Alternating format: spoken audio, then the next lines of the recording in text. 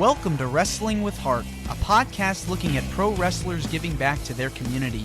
Join me, Stanley Carr, as I interview wrestling's hottest names who use their platforms as entertainers to raise awareness and do community service. Hello and welcome to another edition of Wrestling with Heart. This is the show where we talk with professional wrestlers and professional wrestling personalities about their lives in and outside of the ring, as well as doing works of charity, as well as doing acts of charity, community service, volunteering, and spreading positivity. We're all about the positivity here on the show.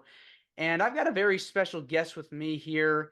He is the older brother of Bruce Prichard, and he has worked in numerous companies over the years, and he's currently a trainer at the Jacobs-Prichard Wrestling Academy in Knoxville, Tennessee. I'm pleased to welcome the one, the only, Dr. Tom Prichard. Tom, welcome to Wrestling with Heart. Well, thank you, Stanley. I appreciate you having me here today. Yes, thank you for coming on here. So you are from El Paso, Texas. Tell me about your upbringing in childhood. Well, my dad was in the Army when I was born, and my brothers, I have four brothers, so there were five boys in the family. And I remember one Saturday afternoon, my brothers were watching wrestling on TV, and that was something that captivated me. It became my entire life, and I told everybody that's what I wanted to do. And we stayed in El Paso for, I think, 9 years, moved to Houston when I was 10, and just developed a new love for wrestling. And finally, as a kid in Houston, Texas, at 15 years old, I started working in the wrestling office. So it started at a young age. Actually, when I was 12 years old, I started taking pictures for wrestling magazines and writing stories too. So, I've been doing this since I can remember. Yeah. And it took me all the way through, as a kid, teenager, and into adulthood. Wow, that young, 12 years old, getting your start in the wrestling business. What was it about wrestling that just really, captivated you? I think it was the allure of these guys going on TV, doing these outrageous acts of violence and comedy, and being able to get away with it. I remember watching one time on TV where Terry Funk got knocked out and ganged up on by Saul Weingroff and the Von Brauners, and they're cutting his hair, and he's a bloody mess. And I tell my mom, call the cops, and she laughed at me and said, the police are there already. And I thought, man, that was incredible. How could they get away with this? People don't do that in polite society. But it was just these crazy, over the top characters who seemed so real to me as a kid, and they seem real to me as an adult too. Later on, I came to find out that a lot of those guys were pretty close to what they were portraying on TV. Anyway, it was just the volume turned up. Mm-hmm. So it was just, I think, the drama, the sense that these guys could go out and cut an outrageous promo and then show up in a different town every week. I would listen to the commentators on the Saturday afternoon show talk about, this guy just got back from Australia, this guy just got back from Japan, and I thought that was the coolest thing in the world. You travel the world, you get to see exotic and different things, and that's what I wanted to do. Yeah, you come back a new person once you've been away for a while. And so, who are some of your favorites to watch growing up? The guys I watched were the Funks, Dory Funk Sr., Dory Funk Jr., and Terry Funk. Um, Harley Race, Jack Briscoe, Wahoo McDaniel, Johnny Valentine, Bull Curry. These were guys in Texas that I grew up with, watching and paying attention to, see what they did. And back then it looked so much more, to me at that age, legitimate. It looked real to me. At the same time, as I look back on it now, I'm saying, how could I have ever thought that it was what it was, But those guys took you on a ride. They told stories. And I remember Johnny Valentine and Wahoo McDaniel had these bloody, bloody matches, and it just, the entire roof of the Coliseum would come off. and people just got into it, and I got into it too. Back in the 70s, 60s, 70s, it was a different time, different place, but people would go to the wrestling matches, and by the end of the night, the ring was just lit up by ring lights. The house lights were down, and you had one place for your attention to go, and that was in the ring.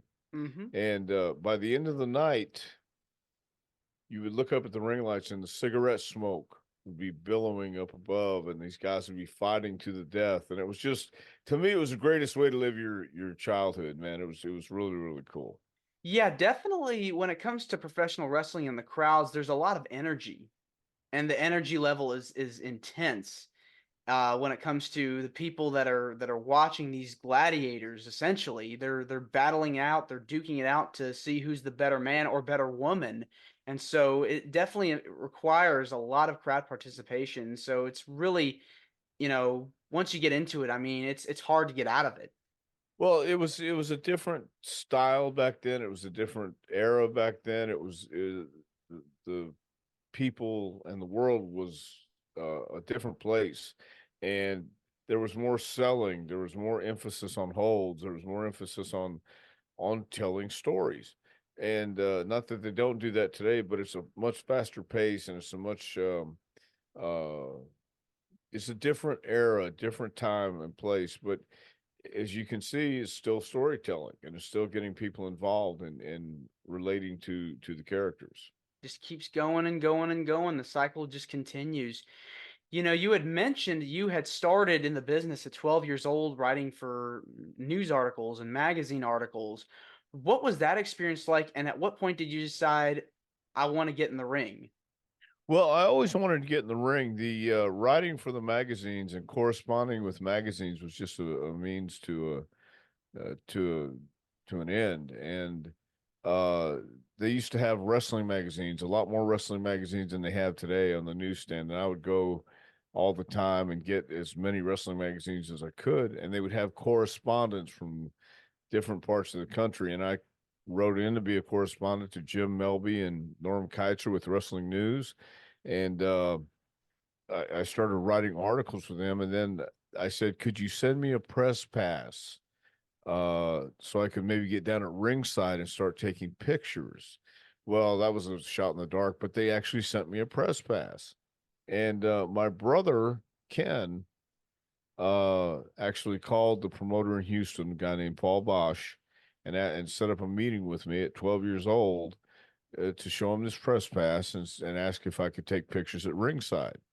And Paul was a great man. He was this larger than life individual and had these big cauliflower ears, and he had a great wrestling office with pictures and all kind of cool stuff if you're a wrestling fan. And went down and talked to him, and he let me take pictures at ringside, and they got published by Wrestling News. So that helped where I could take more pictures. And eventually I did that for, well, 3 years until I turned 15. And we'd help, my brother Bruce and I helped Paul move from one office to another office in Houston. And then I'm in the office one day talking about another job I had selling shoes, and I hated it. And Paul just happened to be coming out of his office that day, and he said, that job is going to give you stories to tell for the rest of your life. How would you like to work here? So he paid me $75 a week to just sit and sell tickets, mow the lawn, do errands, take whoever came to the office back to the airport or wherever they needed to run around to. And that's how I spent my summers until I turned 20 and had my first match. And training for your first match, I mean, that's just it's crazy because you have to really prepare your body to take a lot of beatings, essentially, the bumps and bruises. I mean, it's hard. Well, yeah, but here's what happened. Back then, everybody was still kept in the dark, and it was called kayfabe. So, as I'm in the office, there was a football player who wanted to come in, and he wanted to learn how to wrestle. And at the time in the territory, there was a guy named Mohammed Farouk, who also turned into a guy named the Iron Sheik. So he was every Friday morning. Paul Bosch would have a meeting with the booker, who was Gary Hart and Bronco Lubitsch, and they would come in the wrestling office early in the morning, Friday morning before the matches, talk over the matches and what they were going to do that night, and then go have lunch and then meet up back in the Coliseum. But this football player came in and talked to Paul. He wanted to learn how to wrestle. So Gary brought the Iron Sheik with him that morning. And I always kept some gym gear in my trunk, because that's what a good wrestler does. You always carry your gear wherever you go. Be prepared. And it was my job to take Sheik and this football player to the Coliseum. And Paul says, you can get in there too if you like. So what happened was the Sheik stretched the football player and myself. We did that for like 3 weeks. And then this guy finally says, no, to hell with it. I don't want any more of this. And so Cosgrove trained me about another 2 weeks. And it was basically just being stretched and conditioning. So I really didn't learn a whole lot until I actually started wrestling. But you're right. You got to get your body in shape to hit the mat. And I'd taken judo and karate also, so I had already learned how to fall. I knew the break falls. I knew how to absorb the falls I was taking. So it was actually a cool way. Yeah. I mean, everybody has different ways of training and getting their start. Seems like you learned while on the job, essentially. Yeah. Learning how to do it. Okay. So when you start wrestling, um, what pieces of advice did you take away from the veterans in the locker room that you were working with at the time? Slow down. That's a common theme throughout young guys and green guys starting out. Everybody is so excited and nervous. You forget to slow down and breathe. I used to throw up either during or after every match. And when it wasn't very nice when I had to throw up during the match, but I was so excited and I was so nervous. All the guys would tell me, just slow down, take your time, keep your head up. Basic facts, and the basics and fundamentals never go out of style. I learned that later on, but when you're first starting out, you're so enthusiastic and you want to try so hard, and a lot of times that'll make you blow up, and that'll ruin everything. It'll ruin the match for you. So once you learn how to relax and just take your time, once I learned how to relax and take my time, I was enjoying it more, and I was having better matches. Yeah, I mean, the more you get better, I mean, the better you are as a performer. Build up and build up and build up until you become that seasoned veteran that you're able to know what you're doing, you know, and just go from there. Well, yeah, and I eventually, after 5 years, Bill Watts turned me heel, and I found out I was a much better heel than I was a babyface, in Oh, my opinion. I hated. I was that white meat, young, smiley babyface, but that just wasn't me. And when I turned into being a heel and learned how to call a match and learn how to pace a match, it was a lot better. yeah, a lot of people that I've spoken with, they've always said that they've preferred being the heel over the baby face. Uh, what Yeah. what what was it about being a heel to you that you enjoyed? It was more of my natural personality. I mean, I was going through some stuff in life that I was allowing to interfere with life, and it just made me not a very nice person. And one day, Bill Watts came back to the locker room and said, "Have you ever thought about being a heel?" And I said, "Every day." He said, "I can see it. So I'm going to turn you heel next TV." So he did, and that gave me a great opportunity to learn how to call the match, to pace the match. The heel usually led back then, and I had a little more experience. I knew I could bump. I knew I could work to make the baby face look good. So that was it was just I think if you're going to be anywhere near somewhat successful, you have to be true to yourself, and you have to not play the part, you have to be the part. So you're not playing a bad guy, although it's just you with the volume turned up. Some of the greatest heels were the nicest guys in the world, Hmm. but at the same time, you had to have that mean streak in you, and you had to have that attitude. And I just had an attitude back then, and it wasn't helping until I was allowed to get it out. Do you feel it's harder to be a heel in today's era with the internet and social media and I don't know that it's harder. I just think that a lot of people are looking into it because I think they're looking into it as this guy's playing a part, whereas you had guys like, let's say, a good heel, Razor Ramon. I mean, Scott was a great guy, but he was also a smart ass, and he was a heel. He would heel on people, and that was just his personality. Some guys are playing a heel, and that's what makes it hard, is when you're just pretending to be.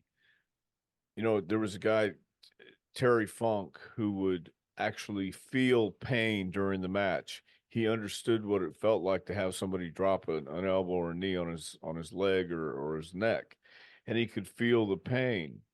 And that's a sign of a great worker. You know, you immerse yourself in this business, and you go out there and you don't play a part, you become that part.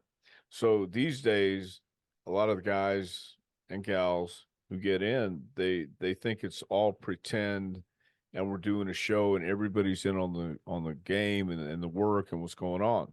Well, even if they are, um, you still have a guy like Cody Rhodes, a nice guy, good guy, and who really has a story to tell, that his dad didn't get to capture the WWF championship. So he was going to avenge that, and he finally did. So now the story starts over again with Cody as the champion. So he's a nice guy, and he's a good guy, nice guy. And then you have Roman Reigns and The Rock. Sure, they are playing a part, but they immerse themselves in that part, and they don't let you know at the time it's happening. Rock even said, "Let The Rock take you on this ride and just enjoy it." But he's walking that line. He's one of the very few, if maybe the only one, who can walk that line and tell that story to where people care enough to buy, 70,000 tickets both nights in a row. So I mean, I think WrestleMania did what, over $34 million. mm-hmm. That's a lot of money for people to pay if they're smart to what's going on. Even if they are smart to what's going on, they want to see a great crafted story between people who believe it and can live it, and they watch it live, and it's great soap opera. Yeah, I mean, it's all about, like you said, storytelling and being able to have a story that can connect and resonate with the viewers, with the with the fans, because that's what, at the end of the day, that's what professional wrestling is all about. It's about storytelling. It's about character development, and you yourself, got to be a part of that and are still a part of that today. But when you were a wrestler, I mean, you got to wrestle against so many people over the course of your career. Who were some of your favorite opponents to work with over the years? Some of my favorite opponents have to be Brad Armstrong, Jeff Jarrett, Dirty White Boy Tony Anthony. Uh, those were the guys where I had the most interaction with. And Brad Armstrong is the older brother of the Road Dogg. He comes from a wrestling family, and they lived it on a every day, 24/7. And he was just a great guy to be in the ring with. He knew where to be. If you couldn't have a match with Brad Armstrong, you couldn't be in the wrestling. You shouldn't be in the wrestling business, in my opinion. Same thing with Jeff Jarrett. Worked with Jeff when he first started out in Memphis, and he had it. He had it from day one. And I think it's just having that innate ability inside you to understand people have to care about you. And how do you get them to care about you? Well, you be real. It's authentic. If it looks good, you'll see it. If it sounds good, you'll hear it. If it's marketed right, you'll buy it. But if it's real, they will feel it. The most recent Bloodline storyline, the year before Cody won the title, and during all that time, I mean, people could resonate because you have family and you understand there can be rifts in the family. It was real because people could relate to that and people felt that, and that's why Bloodline succeeded so well. I Yeah. think it's gonna continue to succeed because um they're keeping this going. People can relate to what's going on and relate to Cody finally winning and fulfilling his story. Yeah, I mean it's all about that episodic weekly programming, and that's going to get people to tune in and watch what happens next. I mean that's vital to not just professional wrestling, but in any form of entertainment. You want to keep your viewers engaged, the people watching engaged in what's happening. Well, and to me, the cool thing is, uh, WWE is now saying professional wrestling again and talking about the fact that professional wrestling is cool again. And hopefully it can get back to some of the cool storylines and the basics and fundamentals of telling a story the way it was during the territory days. Can't ever go back to the 1 and 2 hour matches and grabbing a hold and sitting there for a while, but you can get into the in between stuff. The wrestling isn't about the moves. It's not about the matches. It's about what happens in between the moves and during the matches. It's that in between moment that counts. Right. When you were with WWE, you had a few runs there. One of them was as part of the BodyDonnas. How did that come about? Oh God, it was one of the worst times of my life. It was just the fact the Heavenly Bodies we'd gone, Jimmy Del Rey and myself. We went in and we were only supposed to do a one-shot deal with the Steiners at SummerSlam '93, I think. And then it developed into something else. WWE wanted Cornette, and they knew he wouldn't come without us, so they brought him in with us, and then slowly, not slowly, they pretty much took him away from us right away. And our run had come to an end. They just were done with the Heavenly Bodies. And so I said to somebody in the office, hey, if there's anything that comes up, I'd really like to try something else. They said, okay.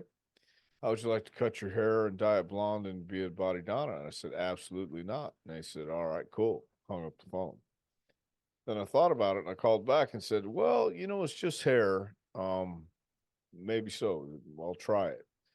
But that's how that came about. And it, I, it was, I really wasn't into it. And it was just a job at that point, and it was miserable. So you don't want to do that. You don't want to do something just because it's a job. Even in wrestling, man, it wasn't fun.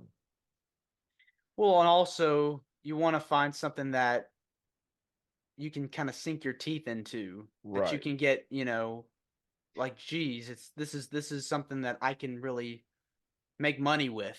Well, at the time, the body donors were going nowhere anyway. I kind of knew that, but I had long hair, and it just that was my attitude. And again, there was a time in my life when things were things were a little chaotic, and so to cut my hair into a crew cut, I've never had a crew cut in my life.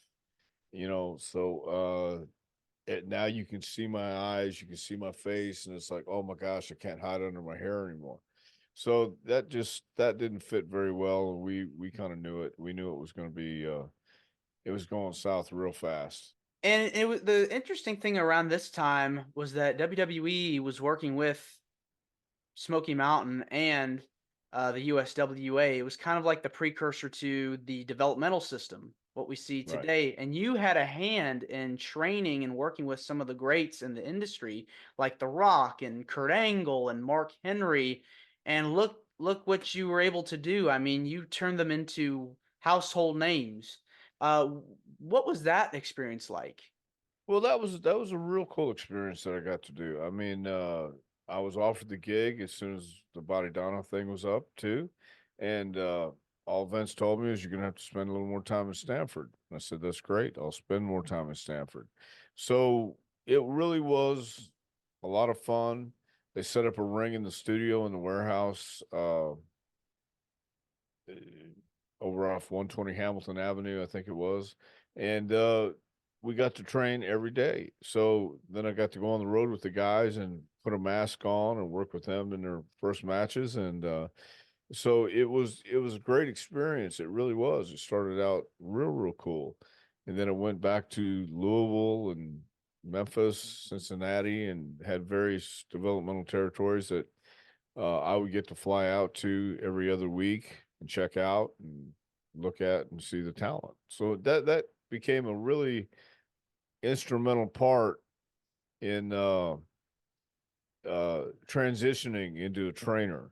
And I found that I really enjoyed that a lot.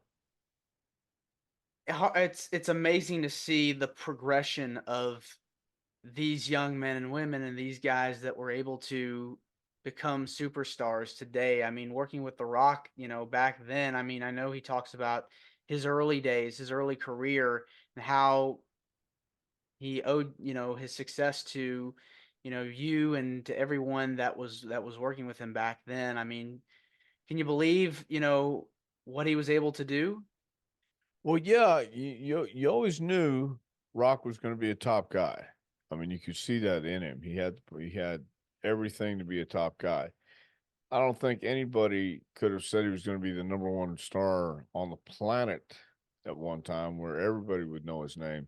But he had ambition and he had drive and he had talent, which is the most important part.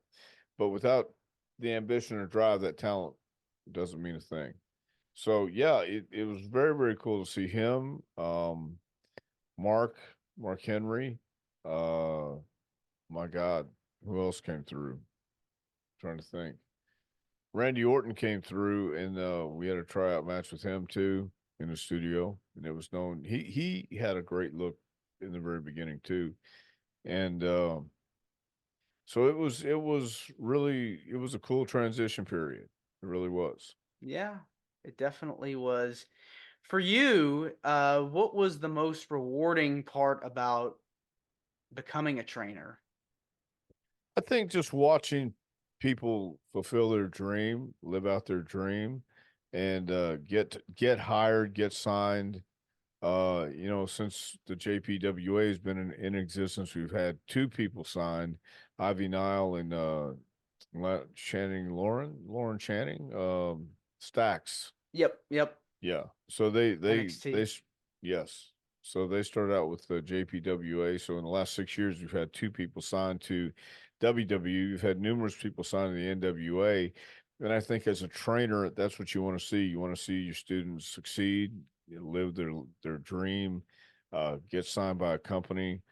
AEW's out there. I'm doing some agent work with them right now as well. So uh, everybody still wants to go to WWE, and I don't blame them for that one bit. So when somebody's successful, it makes you proud.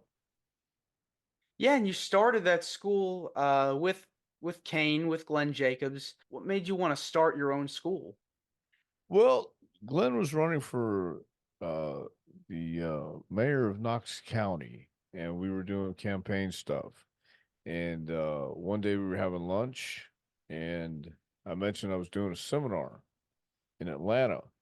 And the next day we had a campaign event, and he says, "Hey, let me ask you something, man. Why don't have you ever thought about opening a school here?" And I thought, again, no, uh, because it's Knoxville and it's Tennessee, and every place has their independent wrestling horror stories, and Tennessee has them for sure. But he said, "What about you and me? We live in Knoxville. Why don't we start our own school?" And I thought, well, that'd be awesome because Kane has a hell of a name, and I think that would certainly work. So that's how we started. We just talking over lunch and decided let's see where it goes, and it's been 6 years now. 6 years, wow! And as you said, you talked about the people that have gone through there, coming out of there. Um, it's amazing to see how you're able to pay it forward to the next generation. Um, Tell me about some of the things that you talk about with your students that really help guide them to the success that they've gotten. Well, the first thing I tell everybody is the basics and fundamentals never go out of style. And I also tell them there's three kinds of people in this world. There's those who try, and when they don't make it, they say, at least I tried. Those who give it their best shot. And when they don't make it, they say, well, at least I gave them my best shot. And then that third person says, whatever it takes. And I truly believe that, because I was told my whole life I can never wrestle. It's too small. You'll never make it. And I was continued to be told that my whole life. So it's just a matter of believing in yourself, having confidence, and that's what we tell everybody. You know, there's a great book out there called The Secret. You ever read it? I've never read it. I've just heard Okay. about it now. It's called The Secret. It's a pretty good book. It's common sense, and a lot of people tell me, oh, it's all BS, but really, if you think about it, it's not. It tells you you can do anything you put your mind to. If you believe it, you can do it, but you've got to put in the work. And I truly believe if anybody wants to be successful, they can. It's just up to them. You got to put in the work. You've got to go after it. It's not going to come to you. You got to go after it. And anybody from Stone Cold Steve Austin to The Rock to Roman Reigns.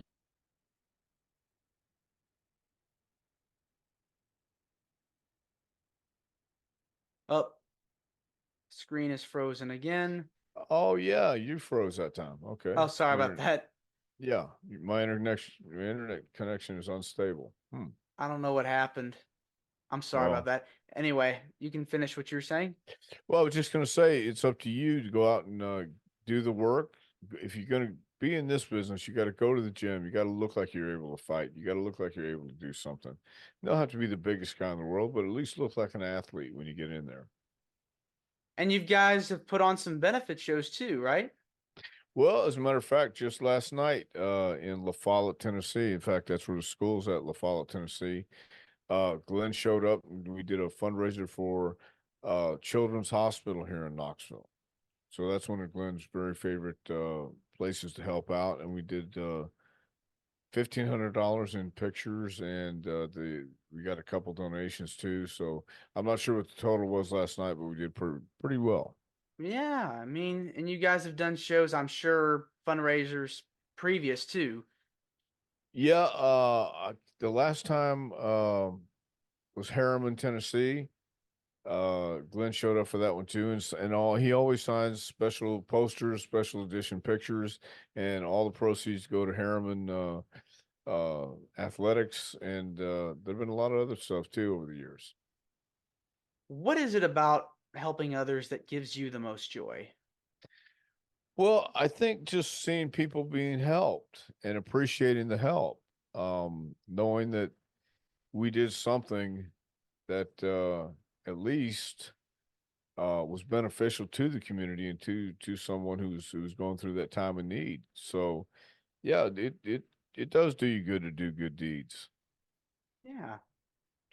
Well, Tom, this has been a pleasure getting the chance to speak with you. And I just want to say thank you. It means a lot to me and to the listeners and viewers that are watching this on YouTube. Where can people find more about you on social media? People find more information about the school, and how can they get involved? Well, I'll tell you what, let me just give the school website. It's jpwrestlingacademy.com, and it has all the information on there, various tabs and various places you can go. And check us out, and anything we're going to do, we're usually posted on there. So that's the best way to get a hold of us. That's the best way to keep up with us. It's jpwrestlingacademy.com, and you can also email us at jpwrestlingacademy@gmail.com. So that's the best way to do it, Stanley.